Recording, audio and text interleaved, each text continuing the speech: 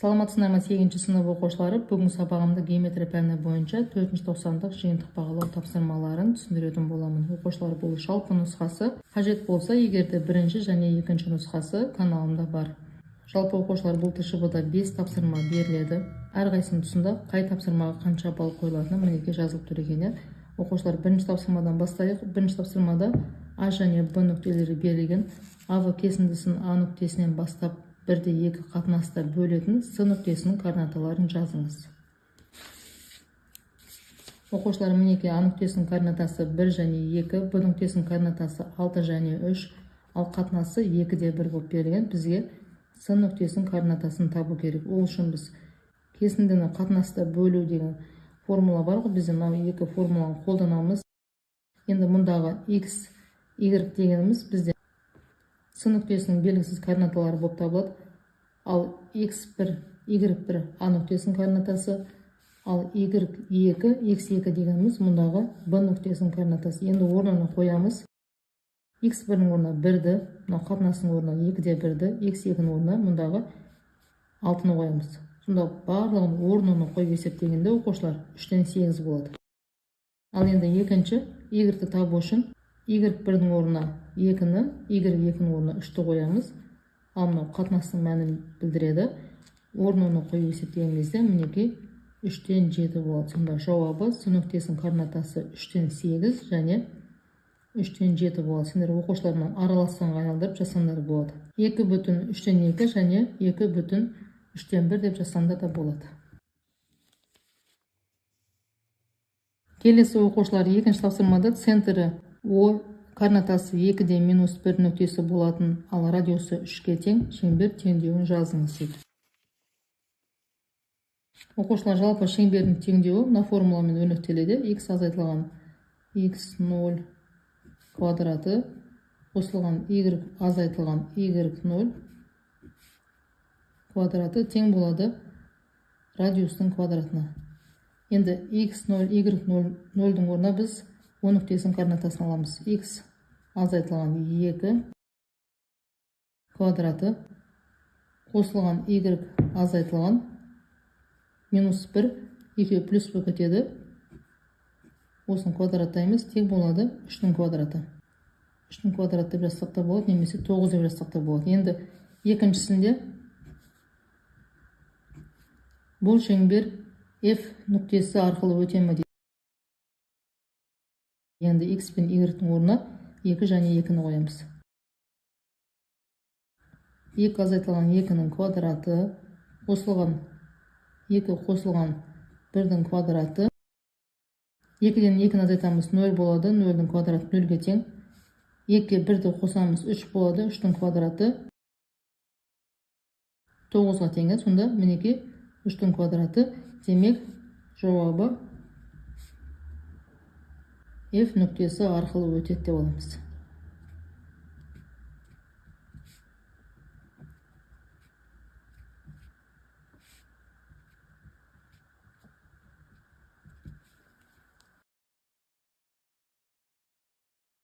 X квадрат қосылған 2x плюс y квадрат минус 4y қосылған 1 тең 0 теңдеумен берілген шеңбердің центрі мен радиусын анықтаңыз.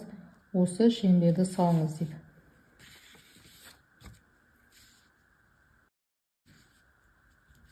X квадрат қосылған 2x қосылған y квадрат минус 4y қосылған 1 тең 0.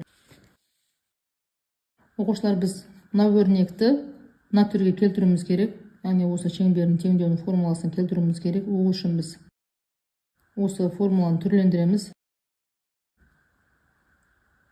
А квадрат қосылған 2ab қосылған b-ның квадраты тең болады А қосылған b-ның квадратына. Яғни қысқаша көбейту формуласын саламыз. Сол сияқты А квадрат минус 2ab қосылған b квадрат тең болады А минус b осының квадраты деген осы түрге келтіреміз. Енді бізде x квадрат қосылған 2x, мінекей мына формулаға кішкене бастамасы келіп тұрген. Яғни оны біз былай аламыз. X квадрат қосылған 2x, сонда 2ab болып тұр. Бізде бұның орнына 1-ді қоямыз сонда. 2 абыға келу үшін, яғни 2х болып тұр. Қандай да бір санды x-ке көбейтіп 2 еселегенде 2х болып тұрады. Сонда біз плюс 1 деп аламыз. Ал бізде мына өрнек өзгермес үшін тағы минус 1-ді аламыз. Екеуі қысқарып жоқ болып кететін жағдайға келтіруіміз керек та. Енді қосылған y квадрат минус 4y. Бізде оқушылар мінекей 2абының орнына минус 4y келіп тұр екен. Сонда бізге y-ті қандай да бір санға көбейтіп, оны 2 еселегенде минус 4y болып тұр. Демек, ол санымыз бізде 2 деген сан. Б бізде 2 тең, оны квадраттаймыз, сонда плюс 4 деп аламыз. Плюс 4-ті қостық, соның есебінен минус 4-ті де қосамыз. Екеуі қысқарып 0 болып кететін жағдайға келтіруіміз керек, және мұндағы плюс 1-ді тіркеп тең 0 деп аламыз. Енді мынау формулаға келіп тұр, яғни ол натурге келтіруіміз керек. X қосылған 1-дің квадраты қосу, мына өрнекті де натурге келтіреміз. Y азайтылған 2-ның квадраты, мінекей оқушылар y квадрат минус 2 еселенген аб дегенде екеуін көбейтіп 2 еселесек 4y-ге келіп тұр. Ал 2-ні квадраттаса, мұндағы мына минус y пен плюс y екеуі қысқарады. Бізде минус 4 қалды, оны теңдіктің оң жағына қарама қарсы санмен ауыстырамыз, сонда 4 болады. Оқушылар, мұндағы центрі мына формула қараймыз. Минус таңба деген түрі бізде сонда минус 1 және 2 болады. Ал радиусы, мінекей радиусының квадраты деп тұр. Демек 4 2-ның квадраты, радиусы бізде 2 деп аламыз. Енді оқушылар, осыны біз сызуымыз керек. Минус 1-де 2, центрі минус 1-де 2, мінекей центрі. Жоқ, мұнда мінекей минус 1-де 2 центрі. Ал радиусы 2 тең. Мінекей, мынау ара қашықтық 0, 1, мұндағы 2.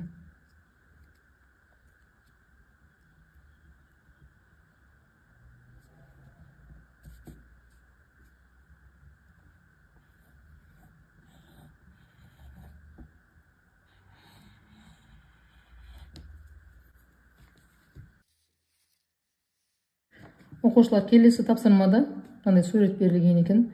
Суретте О 0-ді 0, А 6 және 8, Б нүктесінің координатасы 8 және 2 үшбұрыштың төбелері берілген. Асында АВ түзуінің теңдеуін жазыңыз. Оқушылар, ол үшін түзудің теңдеу формуласын қолданамыз. А және Б нүктесінің координаталарын қолданамыз.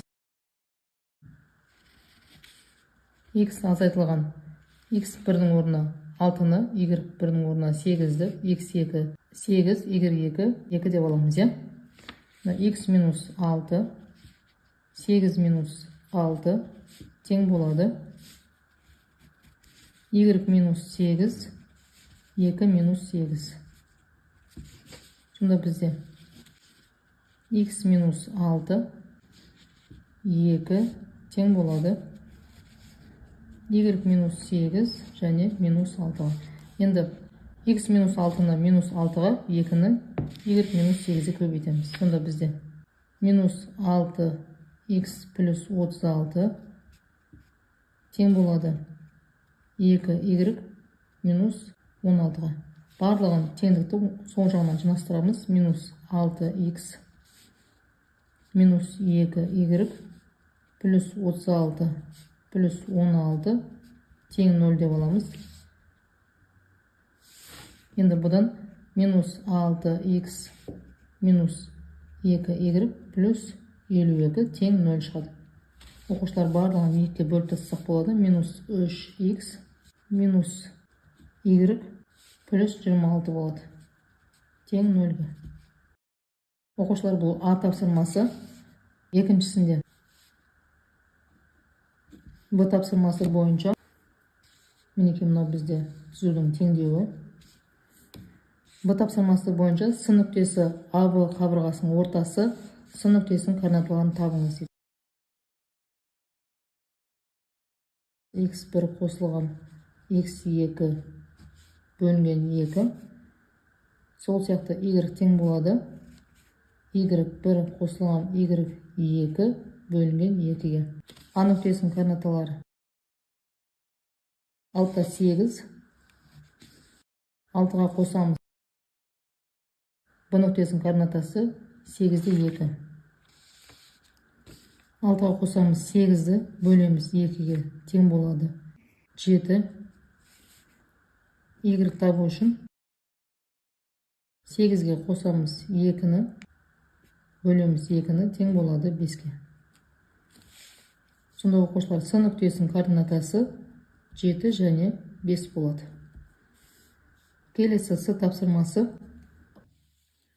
С тапсырмасында Д нүктесі ОВ қабырғасының ортасы болса, мінеке Д нүктесі ОВ қабырғасының ортасы болса, С-ды ұзындығын табыңыз дейді. Ең әуелі оқушылар Д нүктесінің координатасын табамыз. Д нүктесінің координатасын табу үшін жаңағы формуласын қолданамыз. X1 яғни О нүктесінің координатасы 0 қосылған 8 бөлінген 2 тең болады 4-ге. Сол сияқты 0 қосылған 2 бөлінген 2 тең болады 1-ге. Сонда оқушылар Д нүктесінің координатасы 4 және 1 болады. Енді біз С-ді арақашықтығын табуымыз керек. Екі нүктенің арақашықтығын табу формуласын қолданамыз. X2 азайтылған X1 квадраты қосылған Y2 азайтылған Y1 квадраттаймыз және түбірасын аламыз. X2 Y2 дегеніміз ол Д нүктесінің координатасы, X1 Y1 дегеніміз ол С нүктесінің координатасы. Сонда 4 азайтылған 7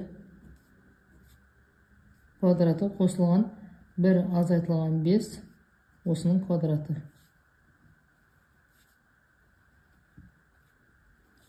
Төрттен 7-ні азайтамыз, минус 3 болады, квадраттаймыз 9 болады.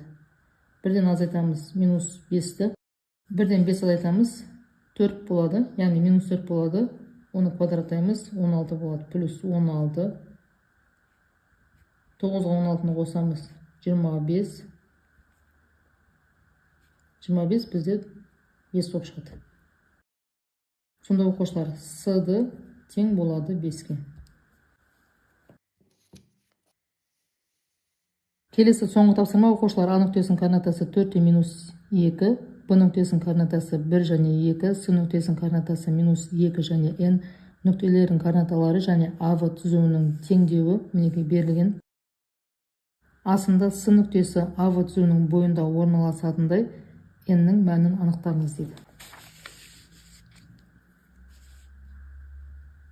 Ол үшін оқушыларына түзудің теңдеуін қолданамыз.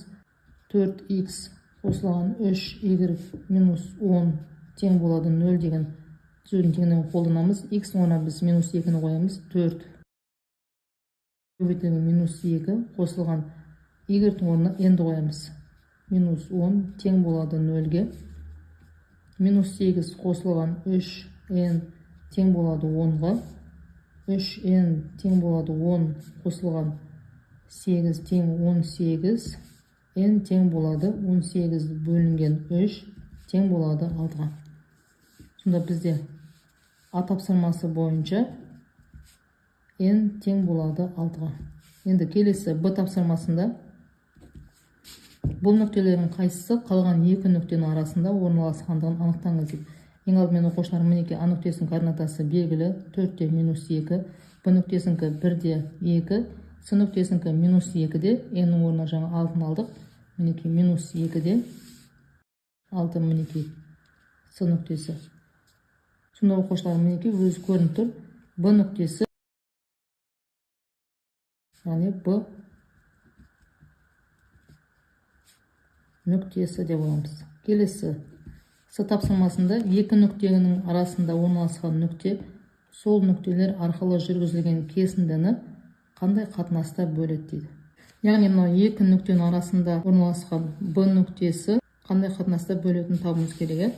Ол үшін оқушылар кесіндіні қандай да бір қатынаста бөлу формуласын қолданамыз. Мұны жазып қойын. X тең болады X1 қосылған лямбда көбейтілген x2 бөлінген 1 қосылған мынау қатынастың мәні. Осы қатынас бізде белгісіз болып тұр, қазір осыны табуымыз керек. Сол сияқты y тең болады y1 қосылған белгісіз жаңағы қатынас y2 1 қосылған лямбда. Енді оқушылар, мұндағы x пен y орнына біз b нүктесінің координатасын аламыз. Ал енді мұндағы x2 мен y2-нің орнына с нүктесінің координатасын аламыз. Сонда бізге мынау белгісіз. Жалпы x, x1, x2 барлығы белгілі. Енді орнына қойып есептеп көрейік. b нүктесінің координатасы, мұнда x-ның орнына b нүктесінің координатасын жазамыз. 1 тең болады. x1-дің орнына біз а нүктесінің координатасын аламыз деп айттық. Яғни ол 4-те минус 2, 4 қосылған жаңағы белгісіз қатынастың мәні көбейтеміз. x2 бізде с нүктесінің координатасы. Яғни ол с нүктесінің координатасы минус 2-де 6 еді. Минус 2-ні аламыз x2-нің орнына. 1 қосылған белгісіз санымыз. Енді осыны ары қарай орындап көреміз. 1 тең болады 4 азайтылған 2, 1 қосылған белгісіз санымыз. Енді бірдің астына 1 бар деген сөз, көбейтеміз. 4 минус 2 лямбдадан көбейтеміз 1-ге, және мына өрнекке көбейтеміз. Сонда бізде 4 азайтылған 2 лямбда тең болады 1 қосылған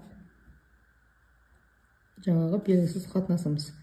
Барлығын бір жаққа жинақтайық. Яғни белгісіздерді бір жаққа, сандарды бір жаққа жинақтайық. Минус 2 тең болады минус 1 азайтылған 4. Сонда бізде минус 3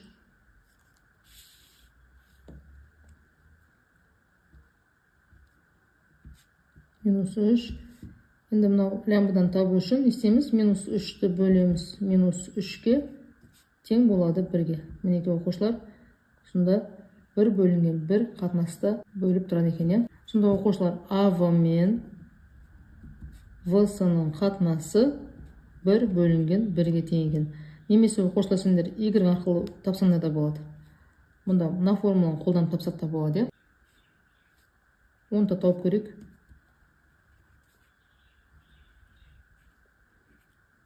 Y-дің орнына біз 2-ні қоямыз.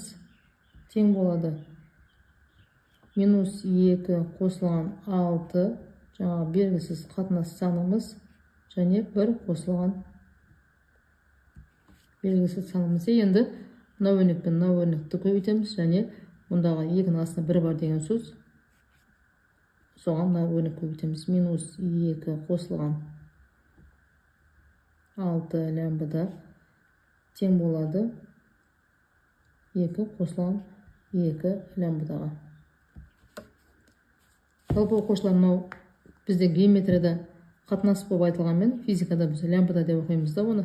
Енді қараңдар, мынау белгісіз қатынастарды бір жаққа жинақтаймыз. Плюс 6 минус 2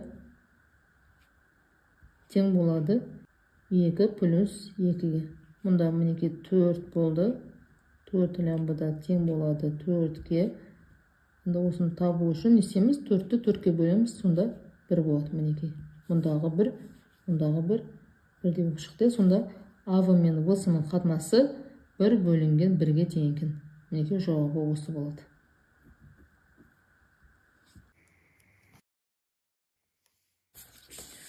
Келесі оқушылар, соңғы тапсырмада, яғни Д тапсырмасында былай делінген: екі нүктенің арасында орналасқан нүктеден 4-тен 5 қашықтықта орналасқан OY осіне тиісті нүктелердің координаталарын анықтаңыз дейді. Оқушылар, бұл жерде бізде шеңбердің теңдеуінің формуласын қолданамыз. Яғни 4-те 5 қашықтық деген сөз, бұл радиус деген сөз. X азайтылған x0 осының квадраты қосылған y азайтылған y0 квадраттаймыз, тең болады радиустың квадратына. Мұндағы центріне біз жаңағы ортасында орналасқан b нүктесін аламыз. Яғни ол 1-де 2-ге тең. Сонда x азайтылған x0-ның орнына 1-ді қоямыз. y азайтылған y нөлдің орнына 2-ні қоямыз. Ал радиустың орнына біз 4-5 аламыз. Яғни оны квадраттаған кезде 16-дан 25 болады. Енді есептейміз. Мұндағы оқушылар x-ның орнына біз y өсінен дегендіктен x міндетті түрде бізде 0-ге тең болады. 0 азайтылған 1-дің квадраты қосылған y азайтылған 2-ның квадраты тең болады 16-дан 25-ке деп аламыз. 0-ден азайтамыз 1-ді, 1 болады, квадраттаймыз 1-ге тең болады. Осы y минус 2-ның квадраты тең болады 16-дан 25-ке. Енді y минус 2-ның квадраты тең болады 16-дан 25 азайтылған 1 деп аламыз. Мұнда ауыстырамыз, ортақ бөлімге келтіреміз. Ортақ бөлімі 16 болады. Мұнда 1 толтауыш көбейткіш, мұнда 16-ны береміз. 25-тен азайтамыз 16-ны, сонда 16-дан 9 болады. Сонда оқушылар бізде мұнда жазылайық. Y минус 2-ның квадраты тең болады 16-дан 9-ды біз 4-тен 3-тің квадраты деп алсақ болады.